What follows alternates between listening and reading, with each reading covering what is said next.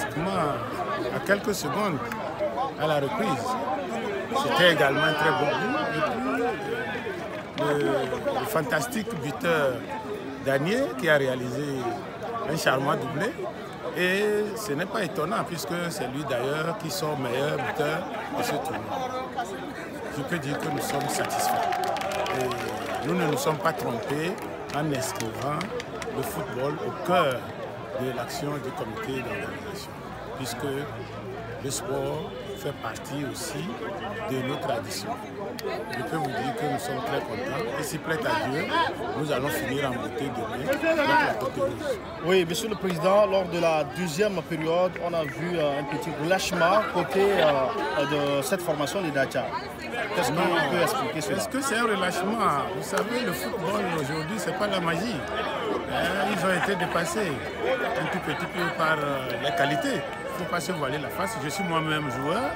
Et donc, quand vous voyez ce qui s'est passé, c'est qu'ils ont été complètement débordés par la technique que l'adversaire a mise en branle. C'est comme le match de mercredi. Quand vous avez suivi le match US Gleyi face à Tambo US 17, vous avez senti en même temps qu'il y a une supériorité et le score en dit long, 3-0 à la mi-temps. Tambo aurait pu corser l'addition. Et j'avais un peu peur parce que nous sommes venus pour la fête.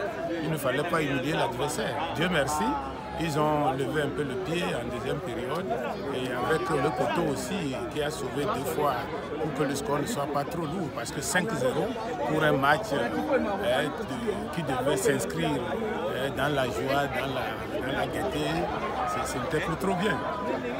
Quel message avez-vous aux endroits de ces acteurs, ces 2 acteurs cet après-midi? Je pense que c'est des jeunes qui ont du talent. Nous, on a joué à une période où le football n'était pas ce qu'il est aujourd'hui.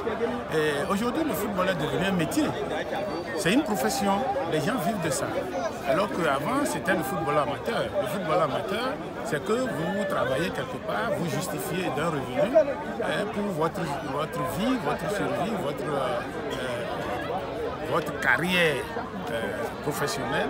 Mais aujourd'hui, le football devient professionnel. Ça veut dire que le footballeur ne vit que du football. Il ne fait pas autre chose. Donc je les encourage à cultiver leur talent et surtout à rester humbles, quel que soit le talent qu'ils ont, parce que beaucoup de joueurs ont perdu leur carrière à cause de l'arrogance. Ils se croyaient trop suffisants et ils n'ont pas pu continuer. Merci, Président. C'est moi qui vous remercie.